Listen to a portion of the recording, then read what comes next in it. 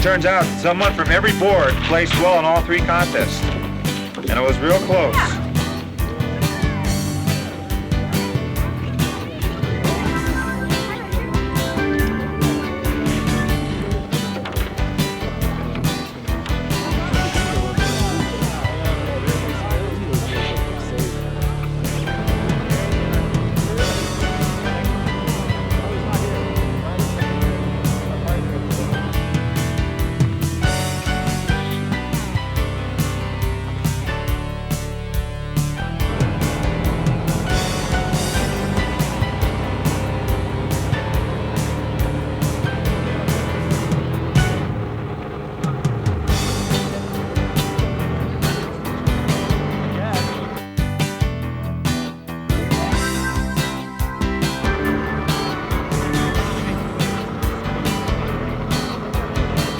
Slush is way better than hard pack for ski boarding. The more give there is, the better. Powder's the ultimate. And any virgin condition's good unless it's got a crust that you break through. Do you have any poles?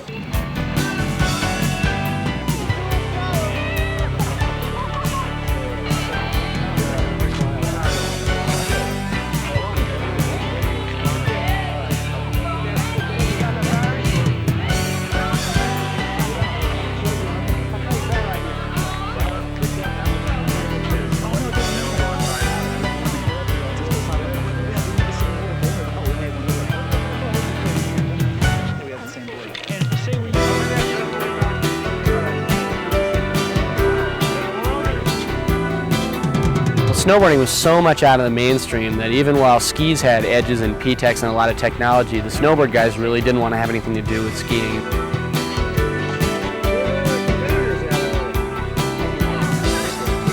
The bindings were so simple in the early days. I mean, you literally had 2 pieces of Velcro holding your foot to the board. I mean, it was hardly technological.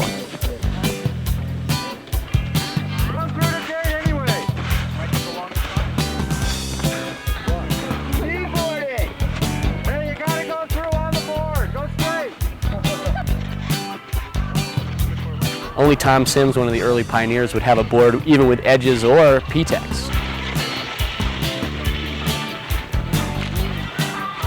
You know, we'd be riding a solid wood board with a 3-inch aluminum fin on it that really sort of set you into autopilot. You know, the board turned where it wanted to, not where you wanted it to turn.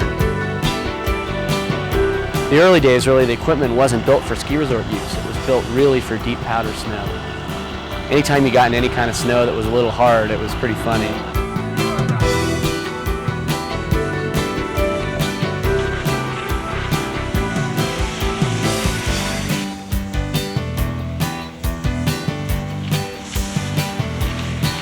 Just a slalom race, people would fall 10, 20 times before they got to the bottom of the run. It was quite amusing. We didn't even have electronic timing in the first race we went to. It was neat, just stopwatches and walkie-talkies and a bullhorn to try to figure out who won the contest.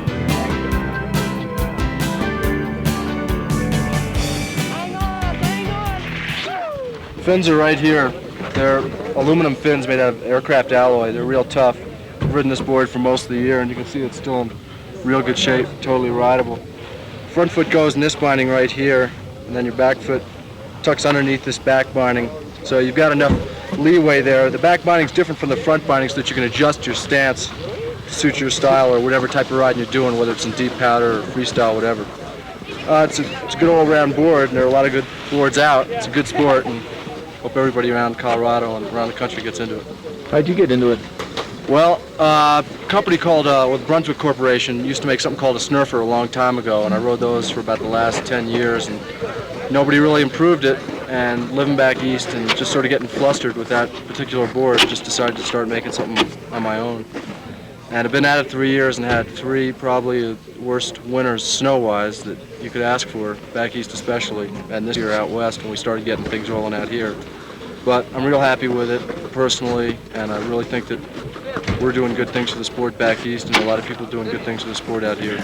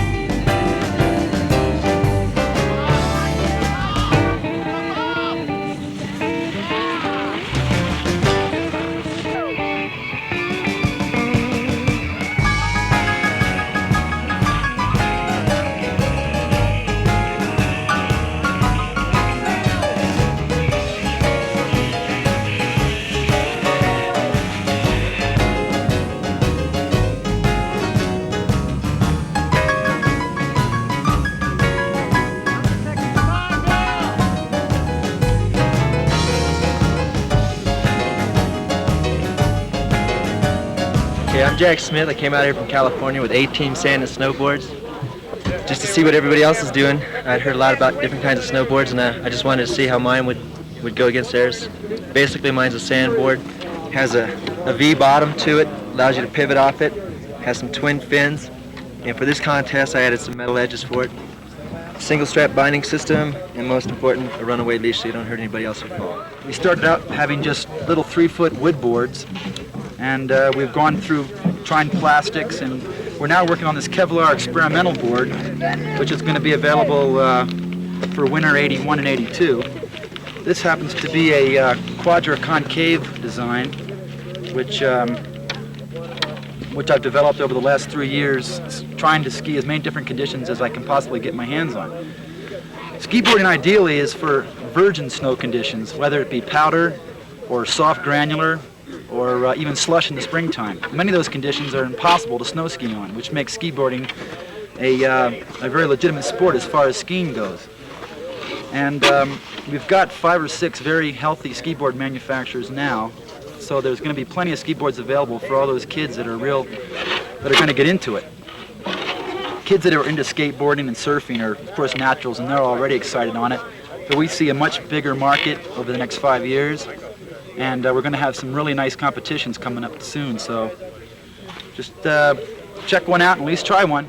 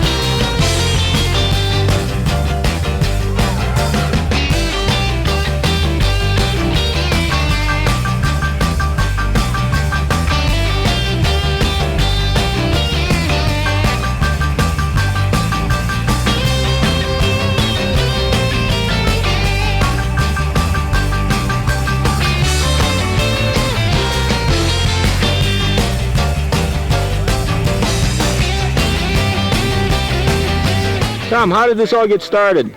I came up with one idea from Pacific Shore. Richard Christensen decided that he likes skateboarding, he wanted to see it done in the snow. My name is Richard Christiansen, and along with my friend Tom Meservey, we produced and ran the first snowboard contest. What our efforts were to help legitimize the sport by giving it a contest.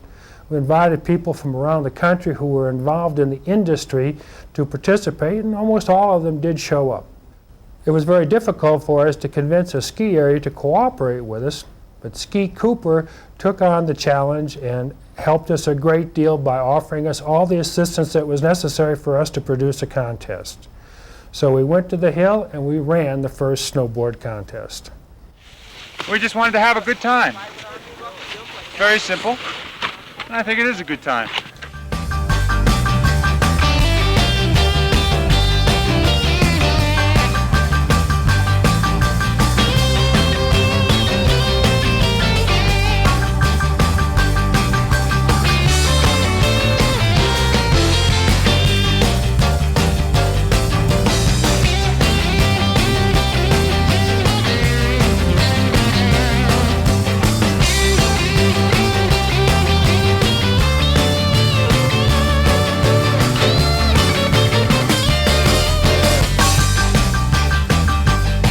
What's the matter, George?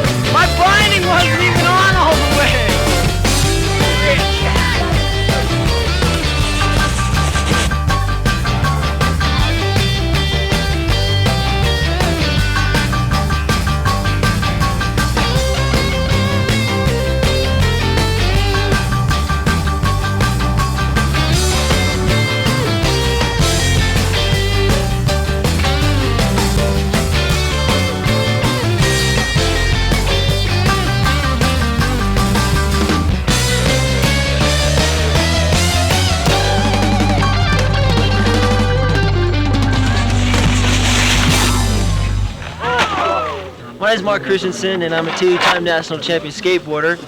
And today I tried out some snowboarding, which is started here in Ski Cooper in Leadville, Colorado. What we have here is two ski boards made by Sims. This one right here is a fiberglass ski board, and as you can tell, he's got a little system here that keeps the stress so you can keep the tip up, right up in here like this, so when you go for some powder. It's also got a twin fin configuration down there. It's also got a swallowtail, and the swallowtail will give you kind of a more cut when you go to cut from side to side. The sport's a new sport, and a lot of more inventions are going to need to be improved on, and a lot of innovative things on the boards. Now let's go over to this one right here. And as you see, we start out with a piece of plastic, which has a contour and shape, which divides one side of the board from the other and helps you to move through the snow smoothly and carve from side to side. It's also a good idea because if you're a skateboarder, you can also take your old skateboard and put it on the board, and it's an excellent idea. And it's also being improved on today, and it's being changed. As you can tell, this one has kind of a single fin right down the middle, which is a little different from the twin fin that you can see right here. Now the bonding system's a little different on these also. You have two straps to help your feet stay on the board a little better. You also have stops on each end because the way that the things pull your feet in, it helps you better. And this one's becoming more instinct because it's just a one strap, and it isn't holding on too good. Although you can put anything in this board, you can use screws, bolts, you can use almost anything to try and grip your feet to the board. And on here, the board has to be made with a kind of a surface to hold your feet on. And that's the difference here in the two Sims boards, as you can see. Okay. And back. It's a great sport. More people ought to do it. Are you from That's Incredible?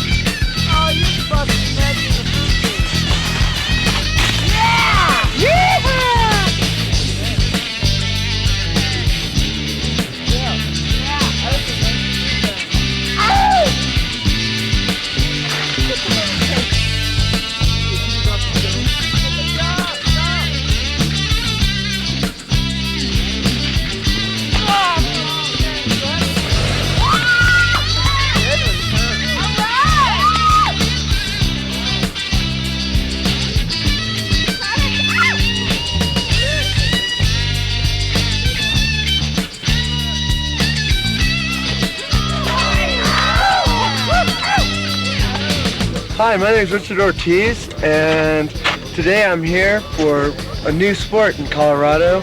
Well, new to Colorado anyway. It's called skateboarding, and it's been around probably not very long. It's innovated probably from surfing. As you can see, we have a long ski board here, and what it does is what we try to have a surf-like effect on the snow. And with this, we could go in and out and do powder and try throwing a few tricks here and there.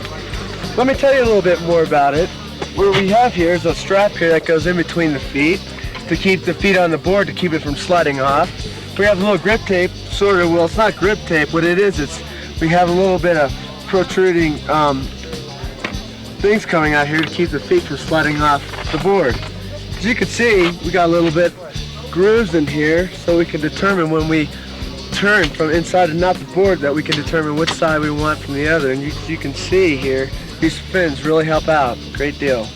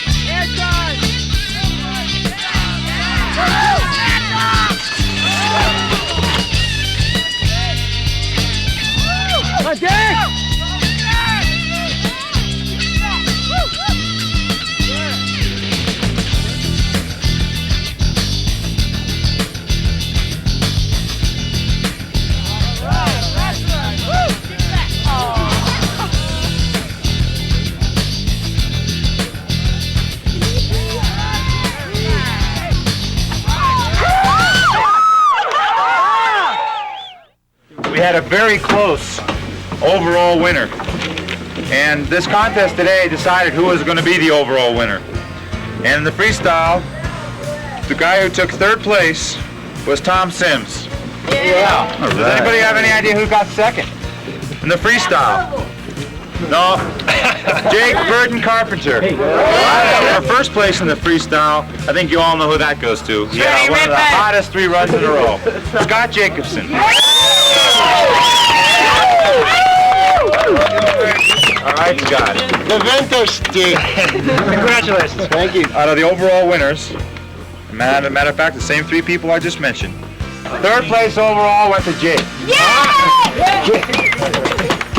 And he got 4 points.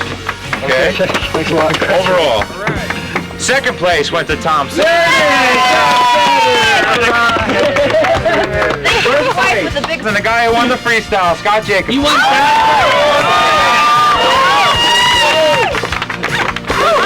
All right. Congratulations. Picked up a big one.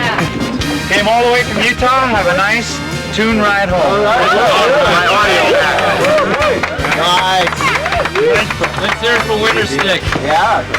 Let's hear it for all the borders and all the stickers. And it was a great time, and hopefully in the future we'll be able to get something together more professional, more high test. And I think the boards are coming a long way. With all the boards are starting to be more advanced every day, and so should the performance.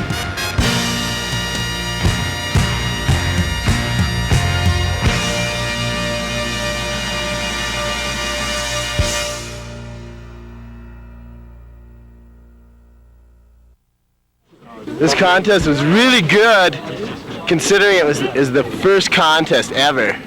In the history, snowboarding is relatively, early in its stages, but this contest will open up a whole new thing for next year. Because next year we're going to be able to do something where it's going to blow minds on ABC, Wide World of Sports, in really hot places. Like Ski Cooper here is a really nice skier, and these guys have been really good because snowboarding is relatively new.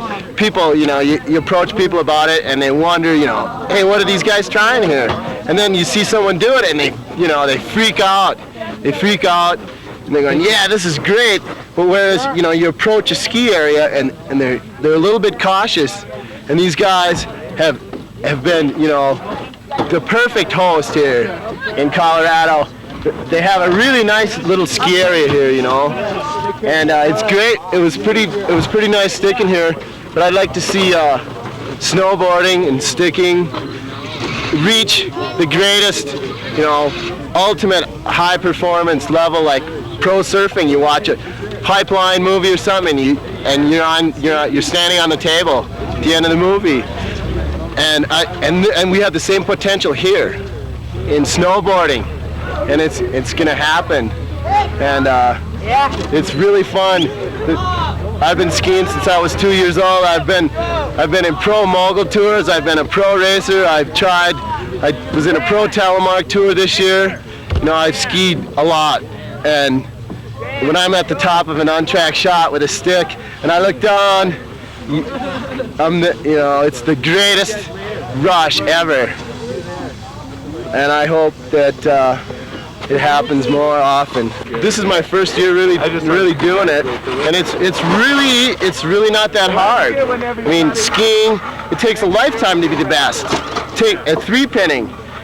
You can be the best skier in the world, and you start cross country, and you realize, you know, yeah, you're all over the place. It's f***ing hard. It takes years to be the hottest. Whereas sticking, it's so dynamic. It's a new sport. You know, you can shred the energy. You put in the energy, you get it back. You know, with fulfillment. You know, it's nice. All right, have a good. It's real nice. Come on, Jake!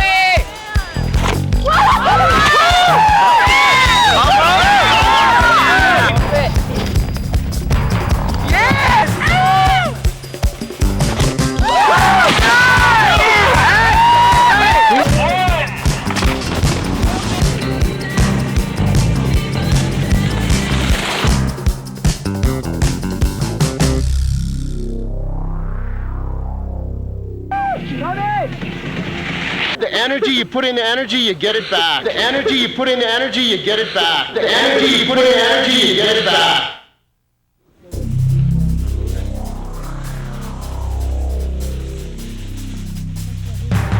Go, Jack!